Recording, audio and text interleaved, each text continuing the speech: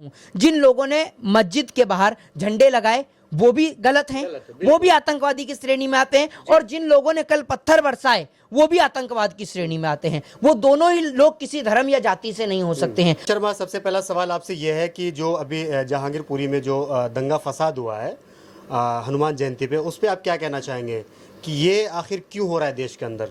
देखिए, सबसे पहले मैं कहना चाहूंगा कि मंदिर मस्जिद गिरजाघर ने बांट दिया भगवान को, धरती बांटी सागर बांटा मत बांटो इंसान को।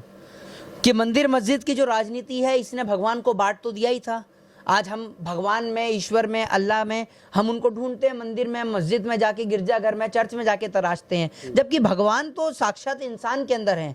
एक उस व्यक्ति को जो भूखा है वो भी भगवान जी, क्या पता साक्षात भगवान आपके सामने बैठे हों और आप उस भूखे व्यक्ति को रोटी नहीं देते हो तो आप सरासर गलत आदमी हो। तो मैं कहना चाहूँगा कि आज हम लोगों ने जो है वो भगवान को बांट दिया है, और अब भगवान को बांटने के बाद हम बांटने का काम कर रहे हैं किसी को, तो वो है इंसान को। जहांगीरपुरी में कल जिस तरीके से जो घटना घटित हुई, मैं उस हिंसा का कड़े शब्दों में विरोध करता हूं। और ये देश एक अहिंसा प्रेमी देश है। इस देश के अंदर हिंसा करने वाले लोगों की, उपद्रव फैलाने वाले लोगों की ना कभी कोई जगह थी और ना कभी कोई जगह हो पाएगी।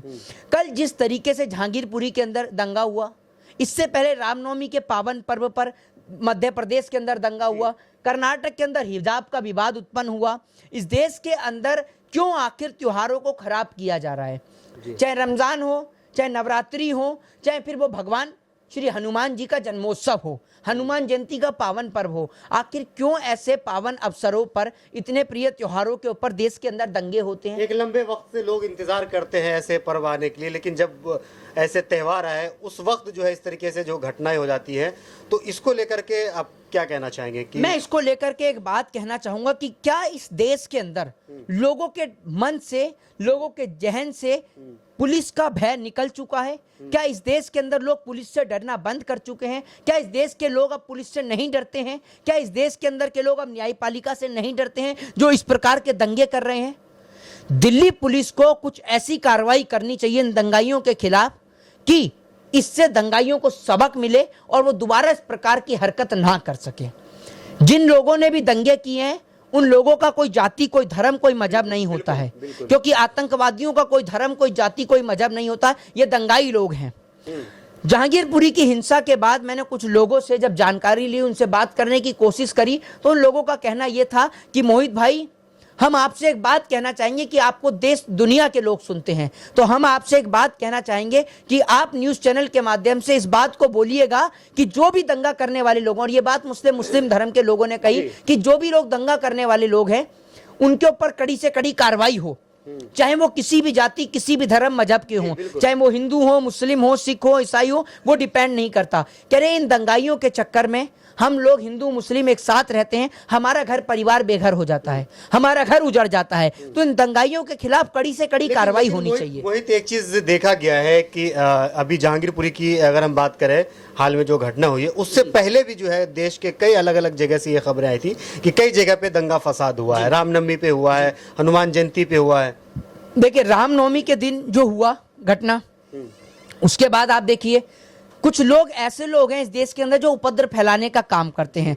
मैं इस देश के अंदर उन लोगों को भी उतना ही गुनहगार ठहराता हूं जितना गुनहगार मैं कल के लिए जिन लोगों ने पथराव किया उनको ठहराता हूं। जिन लोगों ने मस्जिद के बाहर झंडे लगाए वो भी गलत हैं, वो भी आतंकवादी की श्रेणी में आते हैं, और जिन लोगों ने कल पत्थर बरसाए वो भी आतंकवाद की श्रेणी में आते हैं। वो दोनों ही लोग किसी धर्म या जाति से नहीं हो सकते हैं, क्योंकि धर्म एक सुदृढ़ धर्म होता है, धर्म एक सरल धर्म होता है। धर्म लोगों की इज्जत, लोगों का आदर, लोगों का सम्मान, लोगों से प्रेम करना सिखाता है। धर्म में कहीं नफरत की जगह नहीं लिखी है, चाहे वो धर्म हिंदू का हो, चाहे वो धर्म मुसलमान का हो, चाहे वो धर्म सिख का हो, चाहे फिर वो धर्म ईसाई का हो। सभी धर्म लोगों से प्रेम, लोगों का सम्मान, लोगों की इज्जत करना सिखाते हैं। जो लोग दंगे फसाद करते हैं, एक दूसरे का खून बहाते हैं, रक्त बहाते हैं, वो लोग किसी धर्म के नहीं हो सकते। लेकिन मोहित, जो अभी दंगा फसाद हो रहा है पूरे देश में अलग अलग जगह पे, इसके ऊपर जो है एक आरोप ये भी लग रहा है कि जो खास पार्टी है एक देश की, भारतीय जनता पार्टी है, और उसके ऊपर आरोप लग रहा है कि कहीं न कहीं जो है ये पार्टी है 2024 की तैयारी में लगी हुई है।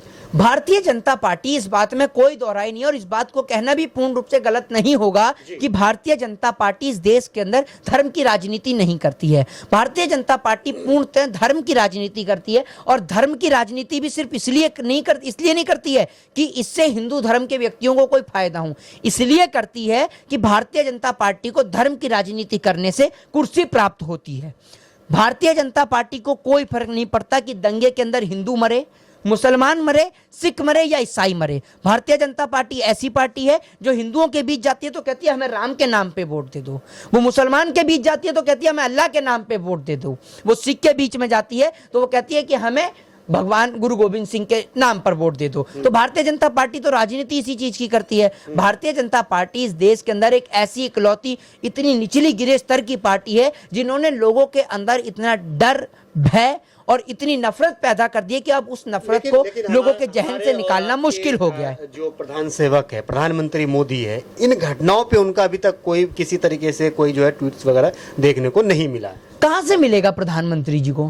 प्रधानमंत्री जी को वक्त हो तभी तो वो देश की ओर देखें कि देश के अंदर हो क्या रहा है। आखिर देश के अंदर आंतरिक गृह कलेश शुरू हो गया है, गृह युद्ध जैसी स्थिति उत्पन्न हो गई है, लेकिन देश के प्रधानमंत्री का आता पता नहीं है, देश के नेताओं का कोई बयान नहीं है। क्या इस देश के अंदर, इस देश को भारतीय जनता पार्टी का एक ही मकसद है, जो काम ईस्ट इंडिया पार्ट 2 की ईस्ट इंडिया नहीं कर पाया, जो काम डलहौजी नहीं कर पाया, वो काम भारतीय जनता पार्टी करना चाहती है और वो काम है हिंदुस्तान के टुकड़े करना। भारतीय जनता पार्टी इस हिंदुस्तान को हिंदू, मुस्लिम, सिख, ईसाई के नाम पर 4 भागों में विभाजित करना चाहती है और भारतीय जनता पार्टी इस हिंदुस्तान, इस मुल्क के टुकड़े करना चाहती है। लेकिन मैं भारतीय जनता पार्टी को एक बात बता दूं कि इस देश के अंदर जब तक इस देश के देश प्रेमी लोग जीवित हैं, उनके जीते जी तो कभी इस हिंदुस्तान के टुकड़े होना असंभव है और हम लोग अपने जीते जी इस हिंदुस्तान को कभी बंटवारा होते हुए नहीं देख सकते। अच्छा मोहित शर्मा, आप ये बताइए कि अभी जो दिल्ली में जो घटना घटी है, कुछ लोग तो अब ये यहाँ तक कहना शुरू कर दिए हैं कि जो अभी एमसीडी का चुनाव है इसकी तैयारी में लगी हुई है सारी पार्टी। इस बात में भी कोई दोहराई नहीं है। अभी जब पूर्ण रूप से जांच सामने आएगी और जांच के बाद जब पुलिस जो है, पुलिस कर्मचारियों के ऊपर, पुलिस हिफाजत करने के लिए खड़ी होती है, उनके ऊपर गोली चलाई गई। पुलिस भाई हमारे आज अस्पताल के अंदर भर्ती हैं, आप देख रहे हैं किस तरीके से कल वहां पर सीआरपीएफ के जवानों को लगाया गया, वहां पर आरपीएफ के जवानों को, आरएफपी के जवानों को तैनात किया गया। आप सभी ने देखा था किस तरीके से माहौल वहां देश का खराब है। देश में आए दिन कहीं भी, पूरे देश में कहीं भी धारा 144 लागू हो जाती है। मुझे तो आज ऐसा लगता है कि कश्मीर से धारा 370 क्या हटाई, इन्होंने तो पूरे देश को चुनाव के लिए इन नेताओं को इतना नीचे तक गिर जाना सही है?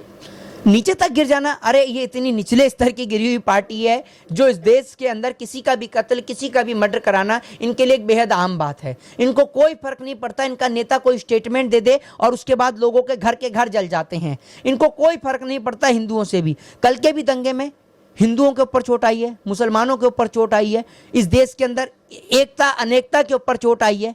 क्या फर्क पड़ा है बीजेपी को? कोई फर्क पड़ा है बीजेपी के नेताओं को? कोई फर्क नहीं है।